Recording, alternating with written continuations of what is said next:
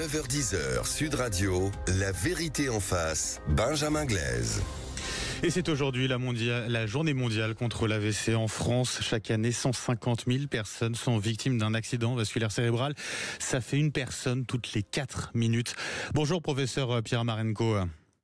Bonjour. Et merci d'être avec nous ce matin sur Sud Radio. Vous êtes l'un des spécialistes en France de l'AVC, neurologue à l'hôpital Bichat à Paris, cofondateur et président de la fondation Vaincre l'AVC. Vous publiez aux éditions Kéro l'AVC, une histoire de femme. Une histoire de femme parce que les femmes sont plus exposées que les hommes au risque d'AVC. Une Française sur 4 aura un AVC dans sa vie. C'est un homme sur 5 à côté. Comment expliquer une telle inégalité, professeur? À quoi c'est dû? Alors, il y a plusieurs explications. La première et la plus évidente, c'est que les femmes vivent beaucoup plus vieilles que les hommes, et donc elles sont plus exposées à l'AVC. La deuxième est qu'elles ont certaines particularités. Elles sont très exposées, par exemple, à une cause fréquente de l'AVC qui est l'arythmie cardiaque. Cette arythmie qui fait fabriquer des caillots à l'intérieur des cavités du cœur et qui peuvent partir dans la circulation et aller jusqu'au cerveau pour créer ce qu'on appelle un infarctus cérébral. C'est une embolie cérébrale qui bloque une artère du cerveau et qui donne un infarctus.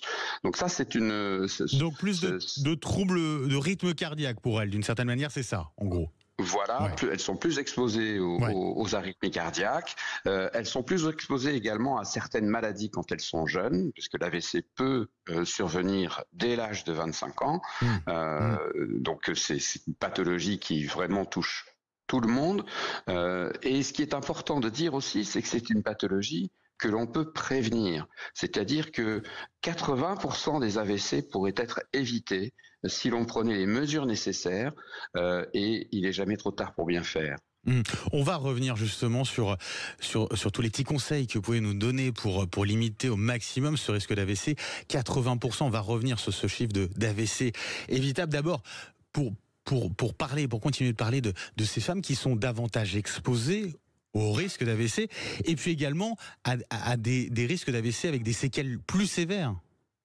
Oui, parce que les fameuses arythmies cardiaques donnent les AVC les plus sévères, et donc comme elles y sont plus exposées, elles sont plus exposées à un handicap lié à l'AVC.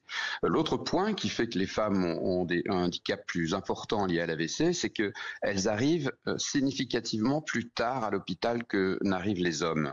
Pourquoi ? Et ça, c'est pas à l'avantage des hommes, car les femmes, quand leur conjoint fait un AVC, réagissent immédiatement. Elles sont très pratiques, appellent le 15 et l'homme arrive très vite à l'hôpital.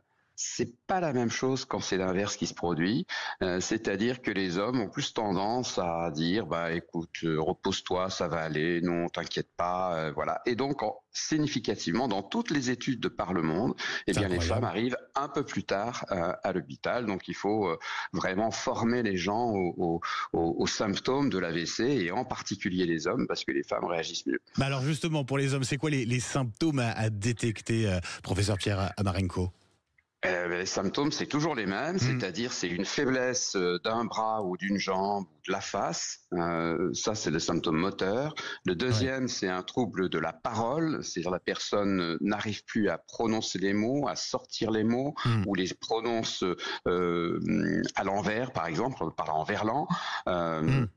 Ça, c'est l'aphasie. Le deuxième, c'est le trouble de la vue d'un œil ou de la moitié du champ visuel. Le quatrième, c'est un trouble de l'équilibre, c'est-à-dire que d'un coup, on se met à marcher comme une personne ivre.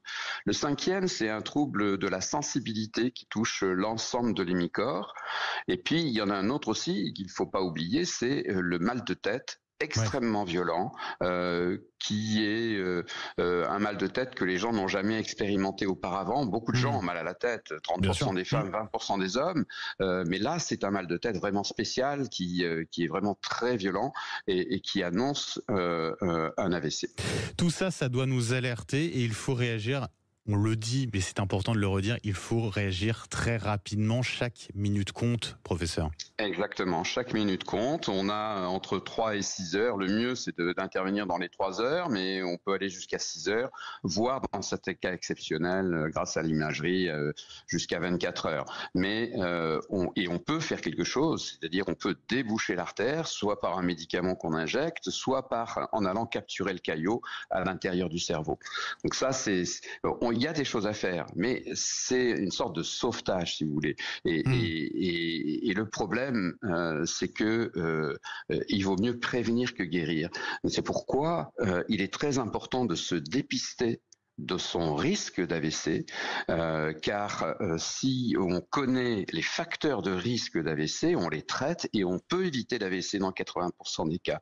C'est pourquoi le fonds Vaincre l'AVC a développé un algorithme qui permet en 11 questions, on va sur le site internet vaincrelavc.org, on clique sur Je me dépiste, et là on répond à 11 questions, et sur ces 11 questions, on sait à la fin si on a ou pas un risque d'AVC, et vous recevez sur votre email un compte-rendu détaillé personnalisé qui vous informe sur vos risques et la façon de réduire votre risque de 80%. C'est une évaluation tout simplement, voilà, sur le site de votre fondation. C'est une évaluation pour connaître exactement son risque de faire un AVC, quoi, très concrètement. Exactement, très concrètement, et la façon de savoir comment on peut réduire ce risque, parce que c'est pas le tout de savoir qu'on est à risque, ça au contraire ça fait peur, mais ce qui est rassurant, c'est que on vous dit comment réduire votre risque d'AVC de 80%, et c'est possible. Et ça passe beaucoup par quoi? Par l'alimentation, l'exercice physique principalement? Alors ça passe par tout un tas de mesures comme celle-là, oui, l'alimentation saine, l'exercice physique, ça c'est fondamental. Une femme qui est en transition ménopausique, qui fait de l'exercice physique, comme recommandé par l'OMS, a 50% de risque en moins de faire un AVC ou un infarctus du myocarde par rapport à celle qui ne fait pas d'activité physique. Donc l'activité physique est fondamentale. Quelqu'un qui a un AVC, qui fait de l'activité physique, a 50% de handicap en moins que quelqu'un qui a un AVC et qui ne faisait pas d'activité physique. Donc être en forme physique, c'est très important. C'est important pour le cœur, pour les artères. C'est aussi important pour conserver son capital musculaire pour les vieux jours dont on a tous besoin. Si on veut pas marcher avec une canne, il nous faut des muscles. Bah oui, forcément. Une alimentation plus saine, ça va de soi. De l'exercice physique, c'est quoi? On parle d'une vingtaine de minutes par jour d'efforts un peu intenses, c'est ça? En gros, ça c'est l'idéal. Ouais. Moi je conseille souvent d'acheter un vélo d'appartement et de faire 20 minutes de vélo tous les jours avant la douche, mais ça peut être un rameur, ça peut être de l'elliptique, ça peut être ce que vous voulez, des longueurs de natation, de piscine, mais oui, de l'activité physique c'est absolument essentiel. On sort des Jeux Olympiques, on a vu tout ça, c'est très important. Après, il faut ne pas fumer, ni tabac, ni cannabis. Ni tabac, ni cannabis. L'alcool, disons qu'on on peut boire entre un verre et 2 verres de vin par jour, maximum. Disons quelques verres de vin par semaine. Voilà. Mais si on va au-delà, à ce moment-là, on est à risque d'AVC, notamment hémorragique. Donc, l'alcool, évidemment, faut être modéré, comme on dit toujours. Et puis, il faut avoir un bon sommeil.